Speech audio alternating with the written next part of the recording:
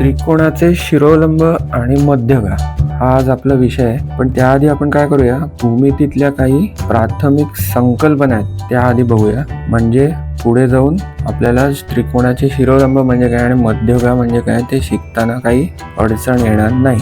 ठीक आहे. तर यातली पहिली संकल्पना कुठली आहे, तर ती आहे एक संपाती. एक संपाती म्हणजे काय, तर जेव्हा अनेक रेषा किंवा रेषाखंड एकाच बिंदूत एकमेकांना छेदत असतील तर त्या रेषा किंवा ते रेषाखंड एक संपाती आहेत असं म्हणतात. ठीक आहे. इंग्रजीत त्याला काय म्हणतात, कंकरंट लाईन्स किंवा कंकरंट सेगमेंट्स. तर एक संपातीला इंग्रजीत शब्द आहे कंकरंट. तर आपण याचं एक उदाहरण बघूया पटकन. तर आपण इथे रेषा घेतली आहे XY आणि अजून एक रेषा घेतली आहे AB.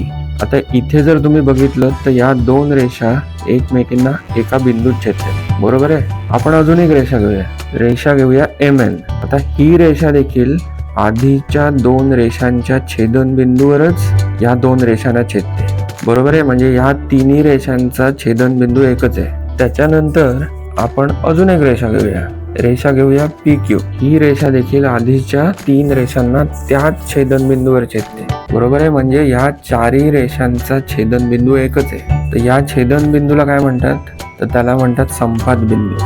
आणि ह्या रेषा एक संपाती आहेत असं म्हणतात. म्हणजेच या चारही रेषा एकमेकींना एकाच बिंदूत छेदतात. ठीक आहे, आलं लक्षात. संपात बिंदू म्हणजे काय आणि एक संपाती म्हणजे काय. आता आपण पुढची संकल्पना बघूया.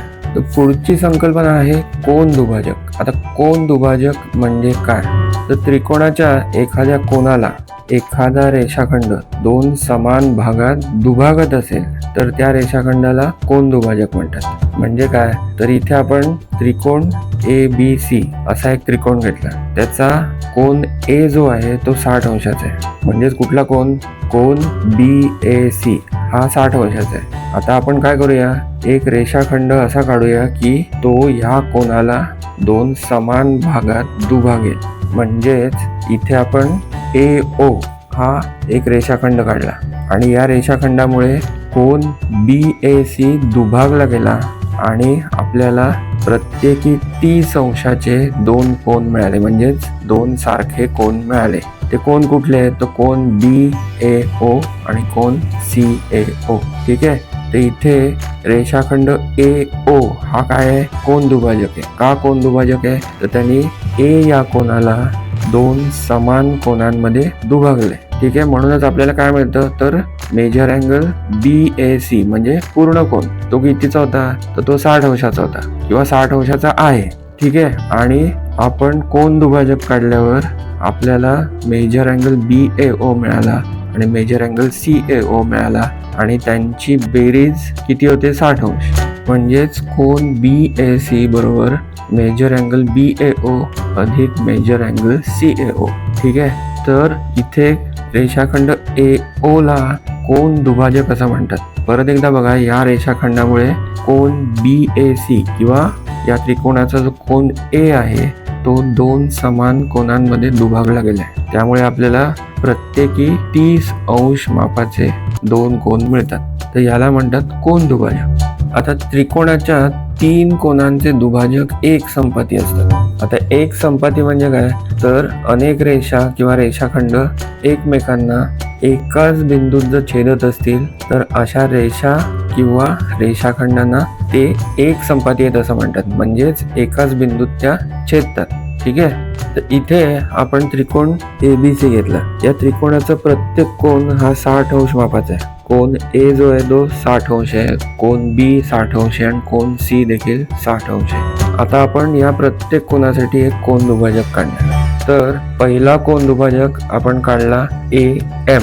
हा कोन दुभाजक कोन BAC ला दोन समान मापांच्या कोनात दुभागतो आणि आपल्याला प्रत्येकी 30 अंशाचे दोन कोन मिळतात. तर कुठले दोन कोन मिळतात, तर कोन BAN आणि कोन CAN. ठीक आहे. म्हणजेच A हा 60 अंशाचा कोन आता दोन कोनांमध्ये दुभागलेला आहे. तसंच कोन B साठी आपण कोन दुभाजक काढला BN. तर BN या रेषाखंडाने किंवा कोन दुभाजकाने कोन B ला 30 अंशाच्या दोन कोनांमध्ये दुभागलेला आहे. आणि त्याचप्रमाणे कोन C साठी आपण कोन दुभाजक काढला CL आणि CL ने C या कोनाला 30 अंशाच्या 2 समान कोनांमध्ये दुभागले. तर इथे जर तुम्ही बघितलं तर प्रत्येक कोनासाठी आपल्याला प्रत्येकी 30 अंशाचे 2 कोन मिळतात. आता बघा, हे कोन दुभाजक जे आहेत म्हणजे कुठला, पहिला AM, दुसरा BN आणि तिसरा CL, हे तीनही कोन दुभाजक एकमेकांना एकाच बिंदूत छेदतात. तो बिंदू कुठला आहे? O. आणि म्हणून या बिंदूला काय म्हणतात? संपात बिंदू. आणि या कोन दुभाजकांना आपण काय म्हणू शकतो की हे तीनही कोन दुभाजक एक संपाती आहेत, म्हणजेच एकाच बिंदूत छेदतात. तर हे लक्षात ठेवायचं, त्रिकोणाच्या 3 कोनांचे दुभाजक एक संपाती असतात, म्हणजेच ते एकाच बिंदूत एकमेकांना छेदतात. ठीक आहे. नमस्कार मित्रांनो, इयत्ता 8वीच्या गणिताच्या संपूर्ण मार्गदर्शनासाठी 8वीमराठी.com ह्या आपल्या वेबसाईटला नक्की भेट द्या. धन्यवाद. आता पुढची संकल्पना आहे लंब.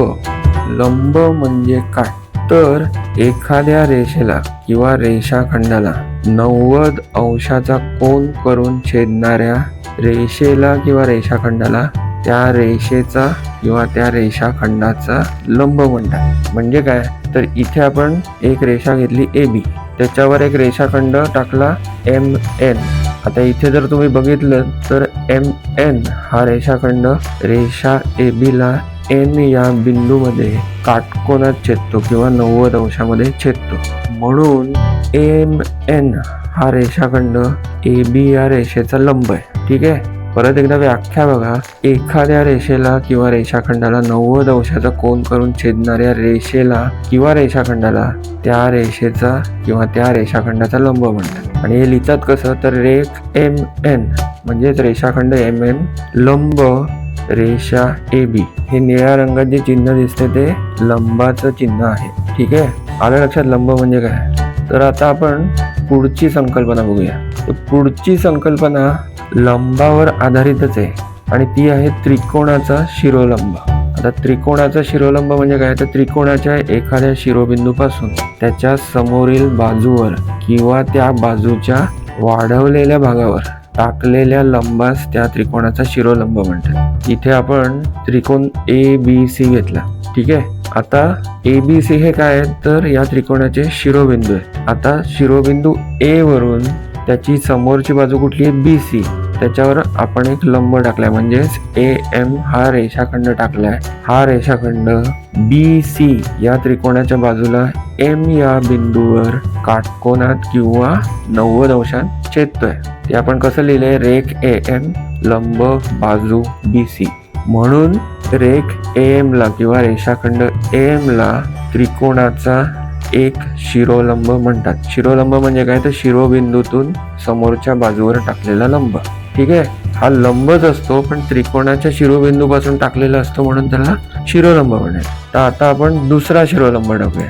दुसरा शिरोलंब आपण C या शिरोबिंदूपासून त्याची समोरची बाजू कुठली आहे? बाजू AB, त्या बाजूवर टाकलेला आहे. तर CL हा शिरोलंब, त्याच्या समोरची बाजू कुठली आहे? AB, त्या बाजूला L या बिंदूवर काटकोनात छेदतोय, म्हणजेच 90 अंशात छेदतोय. आता आपण तिसरा शिरोलंब टाकूया. शिरोबिंदू B पासून त्याची समोरची बाजू कुठली आहे? AC, आणि या बाजूला तो N या बिंदूवर छेदतोय आणि काटकोनात छेदतोय किंवा 90 अंशात छेदतोय. बरोबर. तर याला म्हणतात त्रिकोणाचे शिरोलंब. त्रिकोणाच्या प्रत्येक शिरोबिंदूपासून त्याच्या समोरच्या बाजूवर टाकलेल्या लंबाला त्रिकोणाचे शिरोलंब म्हणतात. ठीक आहे. आणि हे सगळे शिरोलंब एकाच बिंदूत एकमेकांना छेदतात. तो बिंदू आहे O, आणि म्हणून O या बिंदूला शिरोलंब संपात बिंदू किंवा लंब संपात बिंदू म्हणतात. शिरोबिंदूपासून टाकलेला लंब आहे म्हणून शिरोलंब संपात बिंदू, किंवा हे सगळे लंब एकाच बिंदूत O या बिंदूत छेदतात म्हणून लंब संपात बिंदू म्हणतात. हे लक्षात ठेवायचं. ठीक आहे. तर आतापर्यंत आपण काय बघितलं? तर त्रिकोणाचे शिरोलंब बघितले आणि कोन दुभाजक बघितले. आता यातला फरक काय ते बघू. तर त्रिकोणाचा शिरोलंब त्याच्या समोरच्या बाजूला काटकोनात किंवा 90 अंशात छेदतो, पण तो शिरोबिंदूवरील कोनाला 2 समान मापांच्या कोनात दुभागेलच असं नसतं. परत एकदा बघा. त्रिकोणाचा शिरोलंब त्याच्या समोरच्या बाजूला काटकोनात छेदतो किंवा 90 अंशात छेदतो, पण तो शिरोबिंदूला किंवा शिरोबिंदूवर जो कोन तयार होतो त्या कोनाला दोन समान मापांच्या कोनात दुभागेलच असं नाही. कदाचित दुभागेल, कदाचित दुभागणार नाही. ठीक आहे, आता याचं उदाहरण बघू आपण. तर इथे त्रिकोण ABC घेतलाय आणि हा त्रिकोण कसा आहे तर काटकोन त्रिकोण आहे, म्हणजेच कोन A जो आहे तो काटकोन आहे. आता आपण शिरोबिंदू A पासून एक शिरोलंब समोरची बाजू BC वर टाकू. आता इथे जर तुम्ही बघितलं तर M या बिंदूवर 90 अंशात किंवा काटकोनात बाजू BC ला हा लंब छेदतोय. पण हा कोन दुभागतोय का तर नाही दुभागत आहे. तो कोनाचे दोन भाग करतोय पण ते समान नाही आहेत. एक आहे 30 अंशाचा आणि एक आहे 60 अंशाचा. तर हे लक्षात घ्या की त्रिकोणाचा शिरोलंब हा कोनाला दुभागत नाही किंवा दोन सारख्या मापांच्या कोनात त्याचं विभाजन करत नाही. तो विभाजन करतो पण तेव्हा आपल्याला जे दोन कोन मिळतात ते सारख्या मापांचे नसतात. इथे बघा, इथे आपण काटकोनाचं विभाजन केलंय AM या शिरोलंबाने, पण आपल्याला एक कोन मिळालाय 30 अंशाचा. कोन BAM हा 30 अंशाचा आहे आणि कोन CAM हा जो आहे तो 60 अंशाचा कोन आहे. तर हे लक्षात ठेवायचं की शिरोलंब शिरोबिंदूवरच्या कोनाला विभाजित करतो, पण जे दोन कोन आपल्याला मिळतात ते सारख्या मापाचे असतातच असं नाही. याच्या उलट कोन दुभाजक म्हणजे काय तर त्रिकोणाचा कोन दुभाजक त्रिकोणाच्या कोनाला दोन समान मापांच्या कोनांमध्ये दुभागतो, पण तो त्याच्या समोरच्या बाजूला काटकोनात किंवा 90 अंशात छेदेल असं नाही. त्याचं एक उदाहरण बघूया. त्रिकोण ABC हा परत काटकोन त्रिकोण आपण घेतला आणि A या कोनासाठी आपण कोन दुभाजक काढला AM. आता इथे जर तुम्ही बघितलं तर AM हा कोन BAC ला दोन सारख्या मापांच्या कोनांमध्ये दुभागतोय, म्हणून आपल्याला 90 अंशाचा जो कोन आहे त्याचे 45 अंशाचे दोन कोन मिळतात. कुठले कोन येते तर कोन BAM आणि कोन CAM. हे दोन कोन सारख्या मापांचे आहेत, 45 अंशाचे. का 45 अंशाचे? कारण ज्या कोनाला म्हणजेच कोन BAC ला आपण AM या दुभाजकाने दुभागलंय तो काटकोन आहे, म्हणजेच 90 अंशाचा आहे. पण इकडे जर तुम्ही बिंदू M बघितला जो बाजू BC ला छेदतोय तो काटकोनात छेदत नाहीये. इथे 105 अंशाचा कोन होतो. तर हे लक्षात ठेवायचं की त्रिकोणाचा कोन दुभाजक कोनाचे दोन समान भाग करतो, पण समोरच्या बाजूला छेदताना तो काटकोनात छेदेलच असं नाही. कदाचित छेदेल, कदाचित छेदणार नाही, पण हे आवश्यक नाहीये की त्यांनी काटकोनात छेदलंच पाहिजे. त्याचं काम फक्त एवढंच आहे की कोन दोन सारख्या मापांच्या कोनात दुभागायचं. याच्या उलट शिरोलंबाचं मुख्य काम काय आहे तर त्यांनी समोरच्या बाजूवर छेदताना 90 अंशाचा किंवा काटकोन तयार केला पाहिजे. ठीक आहे, तर हा त्रिकोणाचा शिरोलंब आणि कोन दुभाजक यातला फरक आहे जो पक्का लक्षात ठेवायचा. तर भूमितीतल्या या काही प्राथमिक किंवा मूलभूत संकल्पना होत्या ज्या आपण आतापर्यंत बघितल्या, ज्याचा उपयोग आपल्याला पुढे त्रिकोणाचे शिरोलंब आणि मध्यगा शिकताना होणार आहे. ठीक आहे, त्याच्या पुढच्या व्हिडिओमध्ये आपण बघणार आहोत की आपल्या कंपास पेटीमध्ये जो गुण्या असतो तो गुण्या घेऊन आपण विविध प्रकारच्या त्रिकोणांचे शिरोलंब कसे काढू शकतो. तर शिरोलंब काढायला आपण पुढच्या व्हिडिओमध्ये शिकणार आहोत. तर हा व्हिडिओ जर तुम्हाला आवडला असेल तर कृपया लाईक करा, तुमच्या मित्रमैत्रिणींबरोबर जास्तीत जास्त शेअर करा आणि सगळ्यात महत्त्वाचं म्हणजे काय तर कृपया आपलं हे चॅनल सबस्क्राईब करा. ठीक आहे, धन्यवाद.